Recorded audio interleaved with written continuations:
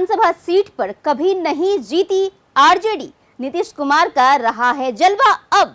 आदाब नमस्कार, आप देख रहे हैं मंथन टुडे। मैं हूं आपके साथ अंशु गोस्वामी। बेनीपुर विधानसभा सीट बिहार के दरभंगा जिले के पूर्वी हिस्से में आती है।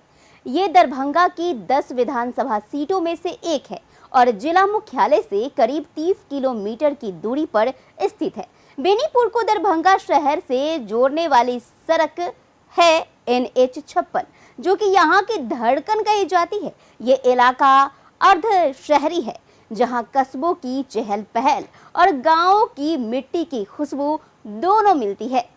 बेनीपुर का नाम आते ही यहाँ की पहचान सिर्फ राजनीतिक तक सीमित नहीं रहती, बल्कि धार्मिक और सांस्कृतिक विरासत भी जुड़ जाती है। भगवान हनुमान मंदिर, नवादा दुर्गा मंदिर और मोहम्मदी मस्जिद और दरगाह आशापुर शरीफ लोगों की आस्था के बड़े केंद्र है।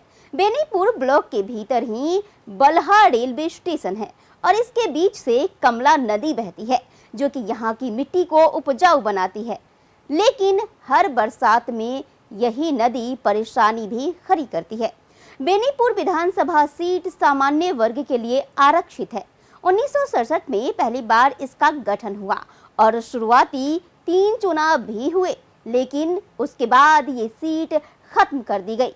साल 2008 में परिसीमन आयोग की सिफारिशों के बाद बेनीपुर दोबारा राजनीतिक नक्शे पर लौट आया। लौटने के बाद इस सीट पर सबसे ज्यादा दबदबा बीजेपी और जेडीयू का ही रहा। आरजेडी यहाँ अभी तक खाता तक नहीं खोल पाई है। 2010 में बेनीपुर ने बीजेपी को मौका दिया और गोपाल जी ठाकुर विधायक बने। फिर 2015 का चुनाव आया, जब नीतीश कुमार और लालू यादव की पार्टियां साथ आई और सीट जेडीयू के खाते में गई। उस चुनाव में सुनील चौधरी ने कांग्रेस के उम्मीदवार को धूल चटाई और 26,443 वोटों से जीत दर्ज की। इसके बाद 2020 के चुनाव में ये सीट फिर सुर्खियों में रही। इस बार मैदान में जदयू के विनय कुमार चौधरी उतरे और कांग्रेस के मिथिलेश कुमार चौधरी से टक्कर हुई। मुकाबला कांटे का था, लेकिन अंत में जीत जदयू की हुई। विनय कुमार चौधरी ने 61,416 वोट हासिल किए। 6,590 वोटों के अंतर से विधायक बने। कांग्रेस दूसरे नंबर पर रही और लोजपा के कमल राम विनोद झा ने भी 17,616 वोट लेकर समीकरण बिगाड़ने की कोशिश की। बेनीपुर की राजनीति के जातीय समीकरण पर भी टिकी रहती है। यहाँ ब्राह्मण मतदाताओं का वर्चस्व है, जबकि 14% मुस्लिम और 12% यादव वोट यहाँ चुनावी किस्मत तय करने में अहम भूमिका निभाते हैं। यही वजह है कि पार्टियां अपने प्रत्याशी और रणनीति तय करने में इन समीकरणों को सबसे ज्यादा ध्यान में रखती है।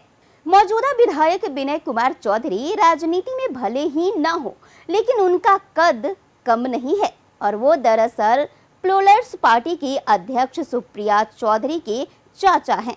पेशे से शिक्षक और दरभंगा के ललित नारायण मिथिला विश्वविद्यालय में प्रोफेसर रह चुके विनय चौधरी ने इसी विश्वविद्यालय से MA किया और फिर साल 2012 में PhD की भी डिग्री हासिल की। राजनीति में आने से पहले वो पढ़ाई लिखाई की दुनिया में जाने जाते थे। चुनावी हलफनामे के मुताबिक उनकी मुख्य आय का स्रोत विधायक की सैलरी और उनके पास 2.20 करोड़ की संपत्ति है। बेनीपुर सीट का इतिहास भी काफी दिलचस्प है। जब 1967 में ये सीट अस्तित्व में आई, तब कांग्रेस का यहाँ बोलबाला था। उस चुनाव में कांग्रेस के भूप नारायण झा जीते। 1959 में हरिनाथ मिश्रा लोकतांत्रिक कांग्रेस से विधायक बने और फिर 1972 में वही हरिनाथ मिश्रा कांग्रेस के टिकट पर जीतकर विधानसभा पहुंचे। लेकिन परिसीमन के बाद सीट खत्म हो गई और कई सालों तक बेनीपुर राजनीति के नक्शे से गायब रहा। 2008 में जब ये सीट दोबारा बनी, तभी से यहाँ नए समीकरण बनने लगे। दरभंगा लोकसभा क्षेत्र के तहत आने वाली इस सीट पर अब तक कुल 6 बार चुनाव हो चुके हैं। कांग्रेस 2 बार जीती जरूर, लेकिन उसके बाद इस पार्टी को यहाँ कदम रखने का मौका तक नहीं मिला। 2010 में बीजेपी फिर 2015 और 2020 में जदयू ने कब्जा जमाया और आज की तारीख में यहां एनडीए की पकड़ मजबूत दिखती है। बेनीपुर विधानसभा की पहचान सिर्फ चुनावी जीत हार से नहीं बल्कि लोगों की उम्मीदों से जुड़ी हुई है।